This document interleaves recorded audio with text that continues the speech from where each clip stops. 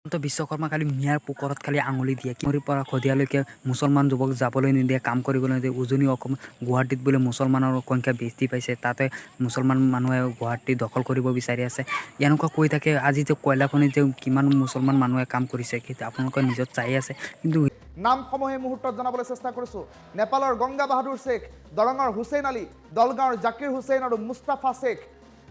আৰু আনফালে গোহাঁইগাঁৱৰ সৰ্পা বৰ্মন ফকিৰা গ্ৰামৰ সুখী মোহন ৰায় 9গৰাকীকৈ শ্ৰমিকৰ নাম আহি পৰিছে পশ্চিমবংগৰ সঞ্জিত চৰকাৰ উমৰাংচুৰ লিজন মগৰ আৰু শোণিতপুৰৰ শৰৎ গয়াৰী বুলি ইতিমধ্যে প্ৰাথমিকভাৱে হিমন্ত বিশ্ব শৰ্মা যে ৰাজনৈতিক কৰে যে অসমত হিন্দু মুছলমান উজনিৰ পৰা নামনিলৈ যাব নোৱাৰিব কয়লা খনিত যে আপোনাৰ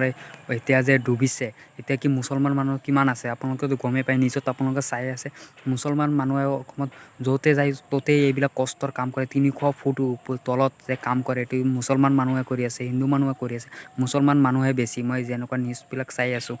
কিন্তু হিমন্ত বিশ্ব শৰ্মা যে উজনিলৈ মিয়া যাব নিদিয়ে এইবিলাক ৰাজনৈতিক নকৰিব অসমৰ হিন্দু মুছলমান একেলগে আছে আৰু একেলগে থাকি যাব আপোনালোকে কিয় মুছলমান লৈ এইবিলাক ৰাজনীতি কৰি আছে ভোট বিভাজন কৰি আছে কিয় আপোনালোকে আজি মুছলমানে আৰু হিন্দু একেলগত কৰিলে সকলো কাম কাজ একেলগে কৰিলে সকলোকে একেলগত মানে মিলা প্ৰীতি হৈ যাব পাৰিব কিন্তু এতিয়ালৈকে হিন্দু মুছলমান কৰি পেলাই হিমন্ত বিশ্ব শৰ্মা ভাগ ভাগ কৰিব বিচাৰি আছে